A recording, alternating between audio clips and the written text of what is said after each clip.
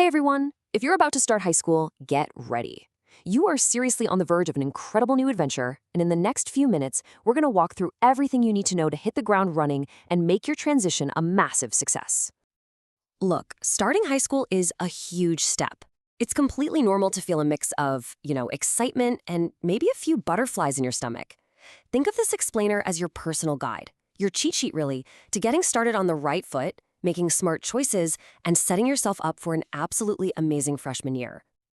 So, here's our game plan. We're going to start by meeting your support team, then we'll dive right into building your perfect schedule and picking your classes. After that, we'll cover the keys to success and wrap up with your very first big deadline. Ready? Let's jump in. First things first, and this is super important, you are not navigating this journey alone. Not at all. High school comes with this amazing built-in support system, and right at the heart of that team are your school counselors. Your counselors are, without a doubt, your go-to resource. I mean, think of them as your personal high school guides. They're there to help you map out your entire academic path, get you thinking about college and careers, and they're also there to support you through any personal challenges. And hey, if you're aiming for a four-year college in California, they are the absolute experts on those crucial ADG requirements. So, for real, make it a point to get to know them. Okay, next up is one of your first big, empowering decisions in high school. Choosing your classes. This is where you really start to take the wheel and shape your own experience. You've basically got two main options here. The standard choice is a 6-period day, which is awesome because it gives you a flex period. That's basically a free period to help you find that sweet spot between schoolwork and, having a life. Or you can request a 7-period day. Just be aware, that means more homework. And I said request for a reason. It's not a guarantee you'll get it. So this kind of breaks down what a typical day looks like. Everyone takes the core stuff like English, science, and math, but check out the bottom. That's where your choice really comes into play. You get to pick an elective, and then you decide if you want that flex period as a breather, or if you'd rather pack it with a second elective. Pretty cool, right? Electives are your chance to explore. Seriously, pick something that just sounds cool to you, whether it's learning a new language or jumping into a career pathway like engineering or the arts. Now, here is a crucial tip. You have to choose alternate electives. Classes can fill up fast, and having backups means you'll still land in a class you're actually excited about. Now, if you're a really self-motivated, independent kind of learner, there are online options too. You could go for the online pathway and take most of your classes online, or you could be a hybrid student and just mix in one or two online courses. It's a fantastic way to add some flexibility to your schedule. All right, let's talk about leveling up. A lot of you are probably thinking about taking honors, or maybe even AP classes.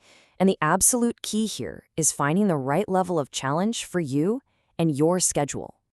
So, what's the school's advice on this? Well, they recommend a maximum of 2 honors or AP classes per year. Now, this isn't about holding you back. It's about helping you maintain a healthy balance so you can actually do well in all your classes without getting totally overwhelmed. Let's break down what that time commitment really looks like.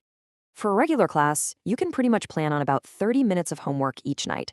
For an honors or AP course, you can double that to about an hour.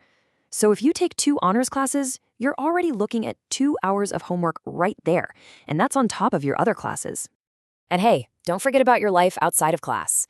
I mean, if you're a student athlete, for example, you could be spending anywhere from 15 to 25 hours a week just on your sport. When you're picking your courses, you have to be realistic and factor in all your other commitments, whether that's sports, a job, or clubs. So how do you know if an advanced class is the right move for you? Well, ask yourself these questions. Do you genuinely like the subject? Are you already getting A's in similar classes? And most importantly, do you honestly have the time and that internal drive to take on the extra work? If you can say yes to these, then you're probably a great candidate. Okay, let's zoom out from the nitty-gritty of schedules and talk about the big picture. What are the universal keys to not just surviving, but actually thriving during your freshman year? It really just boils down to 3 simple things.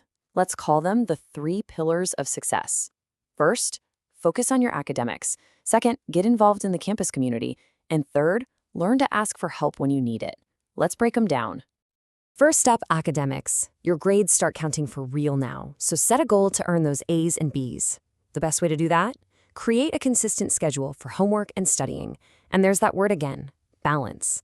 It is the absolute secret ingredient to avoiding burnout and actually enjoying high school. Pillar number 2, get involved.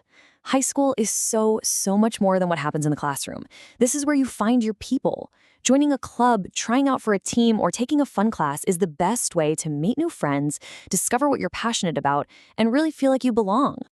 And finally, the third pillar, which might just be the most important one of all, ask for help.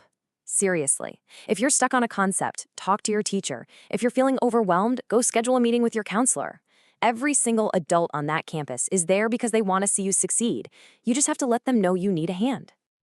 Okay, so you've learned about the support systems, the schedules, the keys to success. Now it's time for your first official act as a high school student, making your course requests.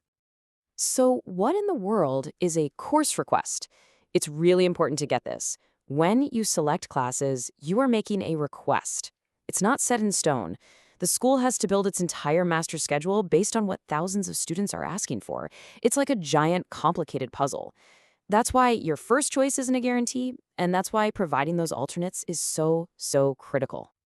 And here it is, your first big deadline. You have to submit all of your course requests, and don't forget your alternates, in the Aries portal by 11:59 p.m. on January 28th. Put a reminder on your phone, tell your parents, just don't wait until the last minute.